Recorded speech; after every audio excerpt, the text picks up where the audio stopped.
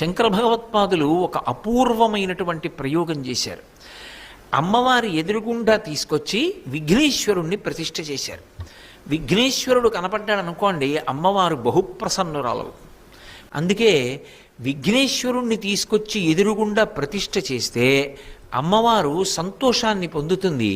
తనలో అధికమైన తేజస్సుని విఘ్నేశ్వరుడికి ఇచ్చి ఇద్దరి యొక్క అనుగ్రహం చేత భక్తులు ఆమె ముందు నిలబడగలిగిన స్థితిని పొందుతారని విఘ్నేశ్వరుణ్ణి ప్రతిష్ఠ చేశారు. ఇప్పటికీ మీరు జంబుకేశ్వరం వెళితే ఇటు తల తిప్పి చూస్తే, లోపలికి వెడుతున్నప్పుడు ఇటు తల తిప్పి చూస్తే ఎదురుగుండా విఘ్నేశ్వరుడు ఉంటాడు, లోపలికి వెడితే అమ్మవారు ఉంటుంది.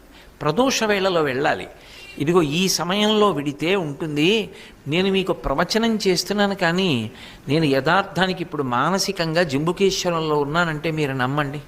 నేను ఆ జంబుకేశ్వరంలో శివలింగ దర్శనం చేసుకుని అఖిలాండేశ్వరి దేవాలయంలోకి వెళ్ళేటప్పుడు ఎడం వైపు ఉన్నటువంటి గట్టు మీద ఉన్న శిల్పాలు, ఆ అరుగు, కుడి చేతి వైపు తిన్నగా వెళ్ళిపోతే ఉండేటటువంటి శివలింగం, ఆ మంటపాలు, ఆ ప్రదక్షిణం చేస్తూ వచ్చేటప్పుడు ఉండేటటువంటి ప్రశాంతత, అమ్మవారి ఆలయంలోకి దారి, ఆ విఘ్నేశ్వరుడిని చూసి ఎడం పక్కకి తిరిగి పెద్ద గడప దాటి లోపలికి వెడితే ఎదురుగుండా నిలబడినటువంటి తల్లి, కనపడుతున్న మంజీరాలు, అమ్మవారి ముఖమండలం, ఆవిడ యొక్క వజ్ర తాటంకాలు నాకు మనోనేత్రంలో దర్శనమవుతూ, నేను ఈ సమయంలో భౌతికంగా మీ ముందున్నాను, కానీ మానసికంగా అప్పుడప్పుడు జారి జంబుకేశ్వరంలోకి వెళ్ళిపోతున్నాను.